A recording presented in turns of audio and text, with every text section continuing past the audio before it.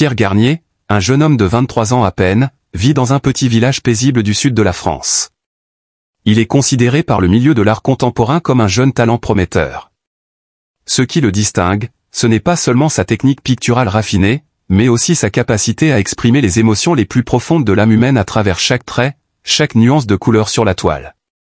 Pourtant, derrière son apparence silencieuse et ses yeux constamment habités par la réflexion, se cache une histoire profondément tragique, une histoire de perte, de rupture juvénile, et d'un long chemin semé d'embûches pour retrouver son identité dans un monde en perpétuel changement et empreint de solitude. Depuis sa plus tendre enfance, Pierre vivait seul avec sa mère dans une vieille maison blottie au cœur de collines couvertes de vignes. Son père étant décédé prématurément, sa mère, une femme simple, discrète mais d'une force remarquable, l'a élevé seule. Malgré des conditions de vie modestes, elle a toujours tout fait pour offrir le meilleur à son fils, surtout lorsqu'elle a découvert son don pour le dessin. N'ayant pas les moyens de lui acheter des fournitures de qualité, elle économisait sou à sou pour lui offrir un pinceau, un carnet à croquis ou même de vieux papiers d'emballage afin qu'il puisse dessiner. Pour elle, l'art n'était pas seulement un espoir d'avenir pour son enfant, mais un feu réchauffant l'âme, un refuge où ce garçon sans père pouvait retrouver un peu de joie.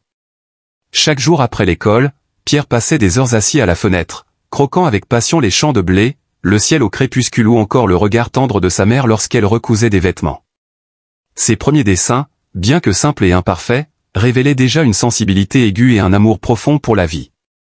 Sa mère lui répétait souvent: « Ne dessine pas seulement avec ta main, mais avec ton cœur. Quand tu aimes le monde, il te répond avec une beauté que l'œil seul ne saurait percevoir. » À l'âge de 20 ans, Pierre prit la décision de quitter son village pour étudier dans une école d'art en ville. Un nouveau monde s'ouvrit alors à lui, rempli de merveilles.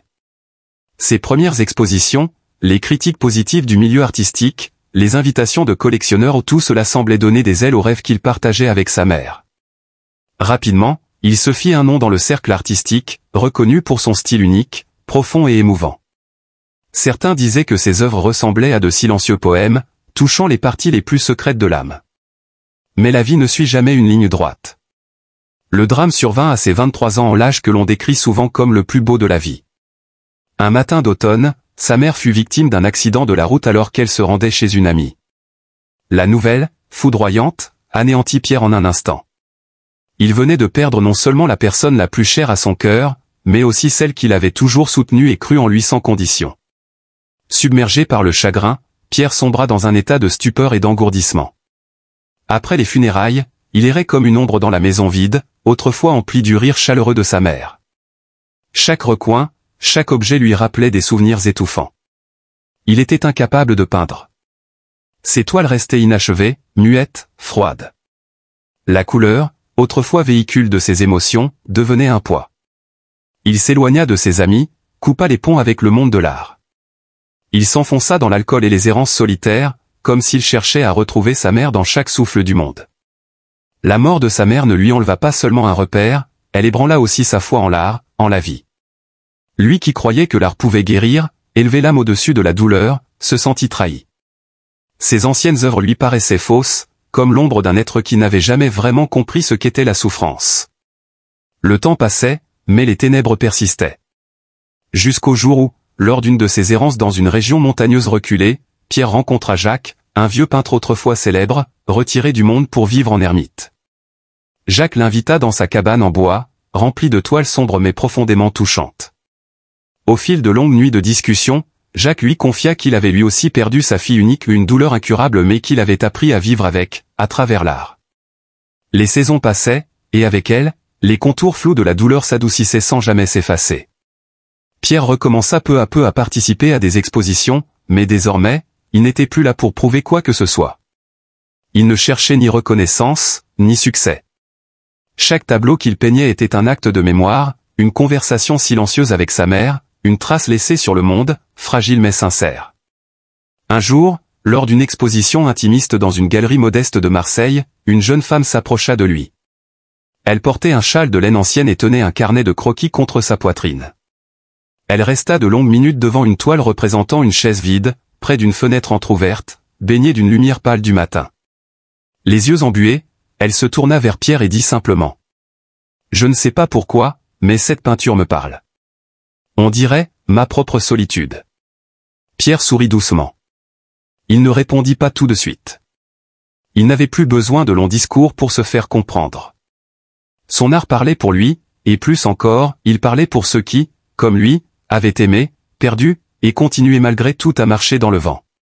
Cette rencontre fut la première d'une série. Peu à peu, Pierre comprit que ses œuvres, nées de la douleur, devenaient des ponts.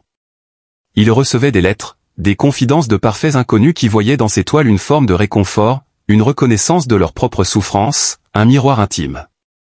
L'art redevenait ce qu'il avait été dans ses débuts d'enfant, un refuge, mais aussi un don. Avec le temps, Pierre entreprit un projet plus vaste, créer un lieu d'accueil pour jeunes artistes traversant des épreuves personnelles. Il racheta une ancienne bâtisse non loin de son village natal, au cœur des vignes, là où tout avait commencé. Il l'appela la Maison du Silence, un espace de création, mais aussi de guérison. Dans ce lieu simple, sans prétention, les pinceaux reprenaient vie, les couleurs retrouvaient leur voix. On n'y parlait pas forcément beaucoup. Parfois, le simple fait d'être ensemble, de créer dans le même silence, suffisait. Pierre n'était pas un guide, ni un maître. Il était un compagnon de route. Le soir, il aimait s'asseoir sous le vieux figuier dans la cour, une tasse de thé entre les mains. Il levait les yeux vers le ciel, là où les étoiles paraissaient plus proches, plus vraies. Et il pensait à sa mère, à ses mots, à son regard, et à ce feu qu'elle avait allumé en lui, un feu qui, malgré les tempêtes, brûlait encore. Il savait désormais que la vie ne rendait jamais ce qu'elle avait pris. Mais elle offrait autre chose, la possibilité de transformer la perte en lumière, la douleur en beauté, et la solitude en partage.